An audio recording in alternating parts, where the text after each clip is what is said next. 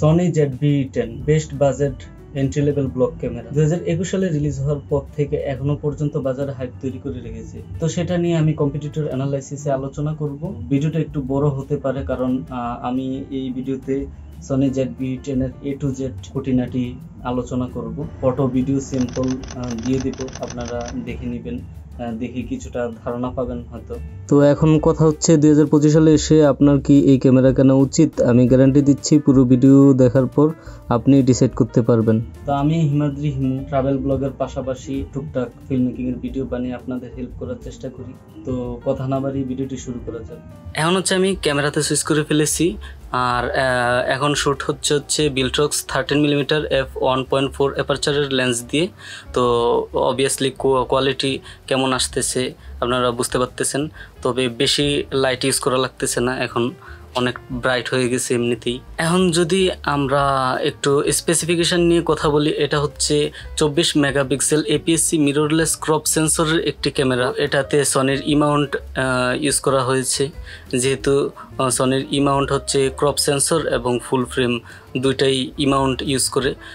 সেক্ষেত্রে আপনি ফুল ফ্রেমের লেন্স ক্রপ সেন্সর লাগাতে পারবেন, আবার ক্রপ সেন্সর লেন্স ফুল ফ্রেমে লাগাতে পারবেন। আর এটাতে হচ্ছে ফুললি আর্টিকুলেটিং একটা স্ক্রিন দেওয়া হয়েছে, যেটা হচ্ছে ব্লগারদের জন্য খুবই হেল্পফুল হয়, যাতে আমরা যারা সোলো কন্টেন্ট ক্রিয়েটর তারা নিজের ফেস দেখে দেখে ভিডিও করতে পারি। এটার ওয়েট হচ্ছে 343 গ্রাম, যেটা হচ্ছে অনেক কম একটা ওয়েটের ক্যামেরা।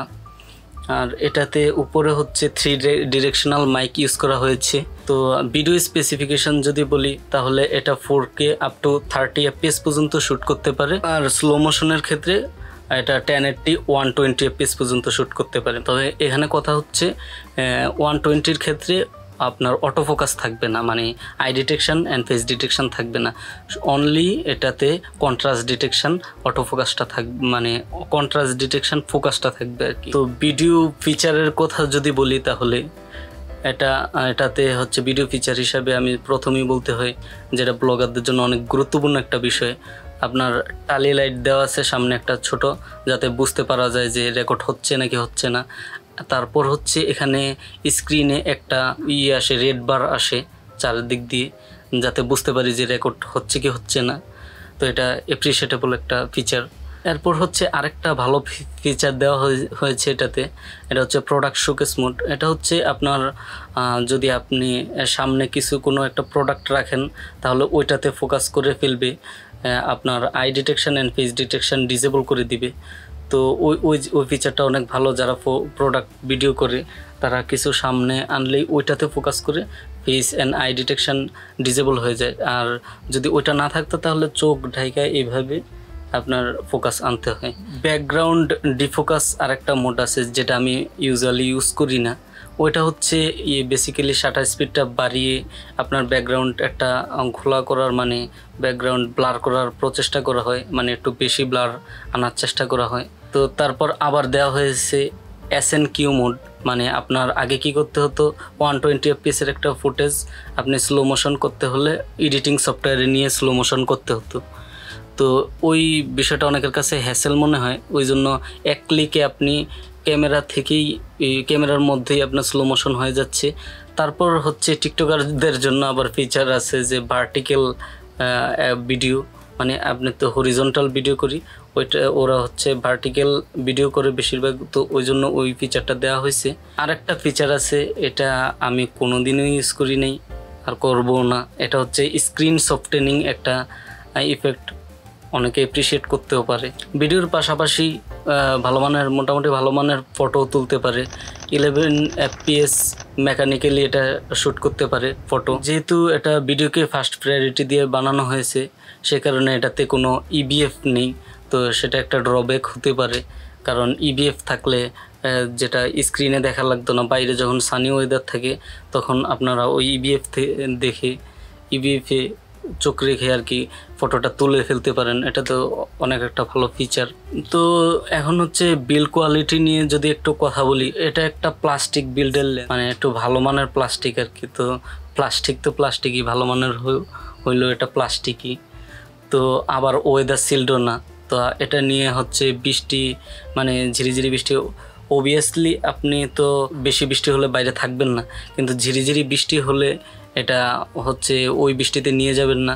এখন হচ্ছে পোর্টস এন্ড বাটন নিয়ে একটু কথা বলা যাক। এখানে হচ্ছে আপনার ফ্রন্ট সাইডে যদি দেখি, এখানে মেনু বাটন থাকবে উপরে, এরপর হচ্ছে অ্যাপেন বাটন, ফাংশন বাটন, এটা দিয়ে বিভিন্ন ফাংশনে টগল করতে পারবেন।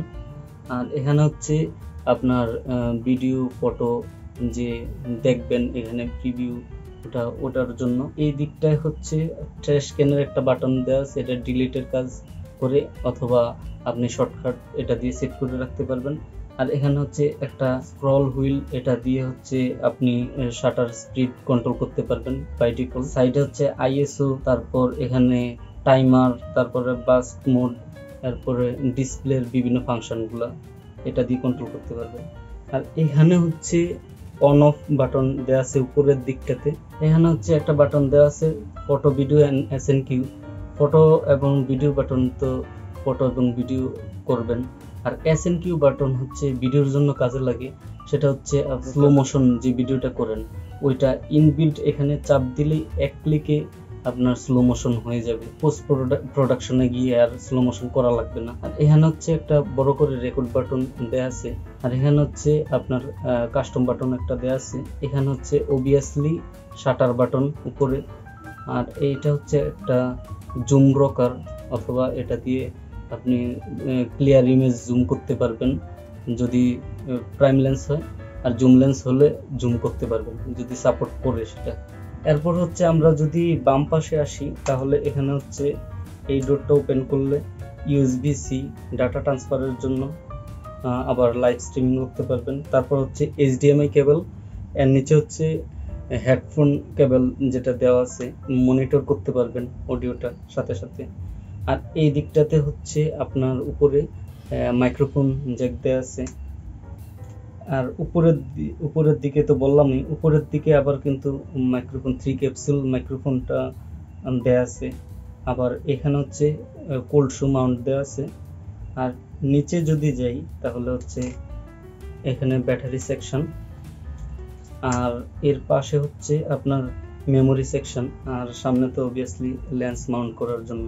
এখন হচ্ছে অটোফোকাস নিয়ে যদি একটু কথা বলি, এখানে হচ্ছে face and I detection autofocus use করা হয়েছে।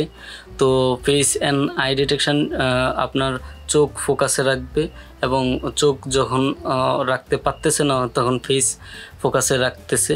তো এটা একটা ভালো ফিচার, যেহেতু সনি এই ক্ষেত্রে অনেক ভালো করতেছে অটোফোকাসের ক্ষেত্রে। তো অবভিয়াসলি চোখ বন্ধ করে নিয়ে নিতে পারেন। কিন্তু একটা বিষয় হচ্ছে 120 fps কিন্তু অটোফোকাসটা থাকবে না।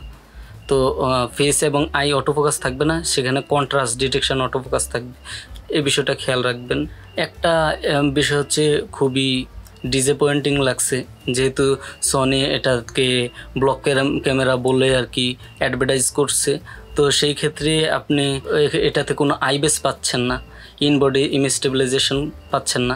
তো সেক্ষেত্রে এটা একটা মানে খুবই খারাপ একটা বিষয়, কারণ আপনি ব্লগের ক্ষেত্রে আপনার স্টেবল থাকা খুবই জরুরি ফুটেজগুলা। তো সেক্ষেত্রে আপনি কোনো স্টেবিলাইজেশন পাচ্ছেন না, সেক্ষেত্রে ইলেকট্রনিক স্টেবিলাইজেশন দিয়েছে। তো এটা একটা অ্যাপ্রিসিয়েটেবল যে দিয়েছে, কিন্তু এটাতে 40% পর্যন্ত ক্রপ করে। তো ওইটা হচ্ছে আপনি চাবেন না যে আপনার অলমোস্ট অর্ধেক ক্রপ করে ফেলতেছে। তো এটা রেজুলেশন অনেকটা লুজ হচ্ছে, কিন্তু ভালো স্টেবল হয়। তো আরেকটা ফিচার হচ্ছে খুবই ভালো এখানে মানে আপনার ইমেজ স্টেবিলাইজেশনের ক্ষেত্রে সনির একটা ফ্রি অ্যাপ আছে ক্যাটালাইজ ব্রাউজ। তো ওইটাতে হচ্ছে আপনি স্টেবল করে নিতে পারেন।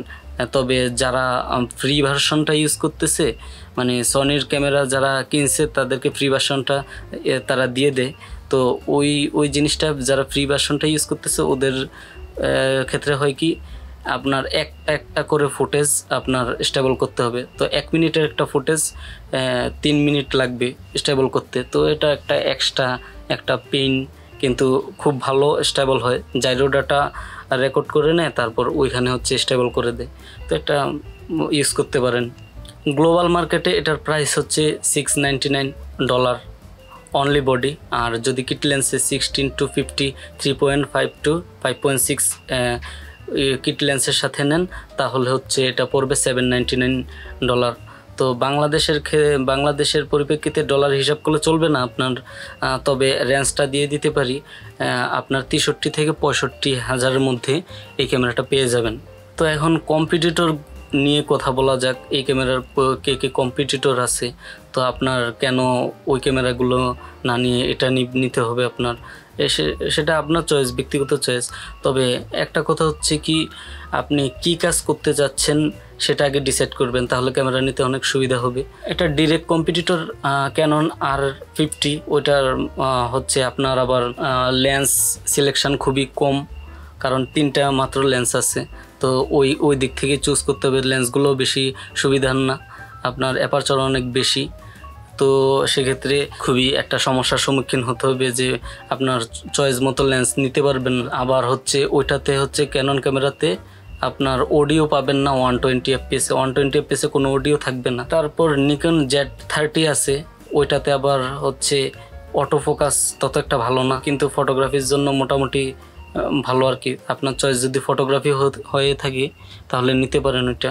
সনির অ্যাডভান্টেজ এখানে হচ্ছে এটাতে কিন্তু পিকচার প্রোফাইল আছে, আপনি চাইলে কালার গ্রেডিং করতে পারবেন ভালো মানের। দ্বিতীয় অ্যাডভান্টেজটা সনির হচ্ছে আনলিমিটেড রেকর্ড টাইম। এটাতে আপনি যতক্ষণ ইচ্ছে ততক্ষণ রেকর্ড করতে পারবেন, যতক্ষণ পর্যন্ত ব্যাটারি সাপোর্ট দেয়।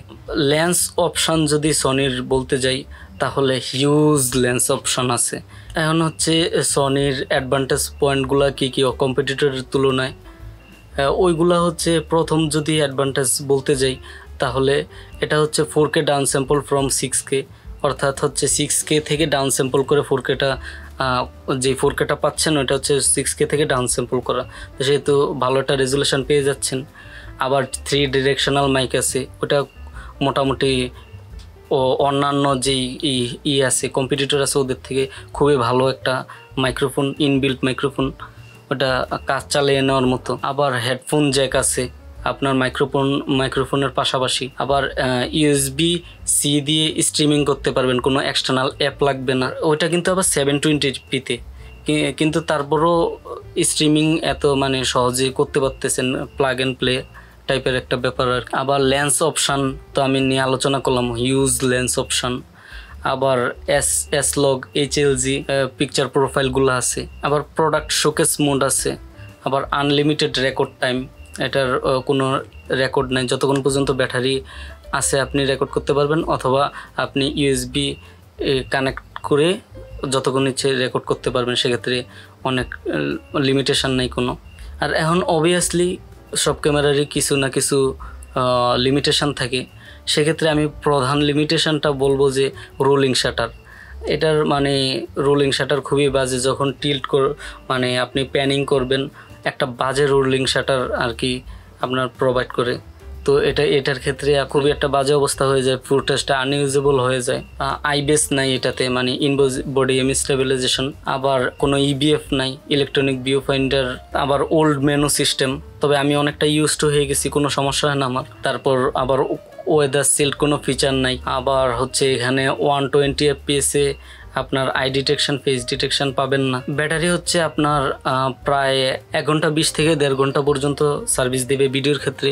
আর 400 স্টিল পিকচার তুলতে পারবেন, তো সেক্ষেত্রে আপনার একটা এক্সট্রা ব্যাটারি থাকলে ভালো। অন্যান্য কম্পিটিটরের তুলনায় এটা 1080 একটু বাজে হয় আর কিগুলো, মানে অন্যান্য ক্যামেরার 1080গুলো একটু ক্রিসপি হয়। আমি 750D ইউজ করছি, তো ওইটার 1080 আর এটার 1080 ডিফারেন্স আছে। কথা হচ্ছে আপনার কারা নিতে পারেন ক্যামেরাটা। আমার মতে হচ্ছে যারা স্টুডিও ওয়ার্ক করেন, টেক রিভিউ, টিউটোরিয়াল টাইপের, টকিং হেড এইভাবে যে ভিডিও শ্যুট করতেছি ওই রকম কিছু যারা করেন তারা নিতে পারেন অবভিয়াসলি, কারণ এখানে কোনো প্যানিংয়ের বিষয় নেই।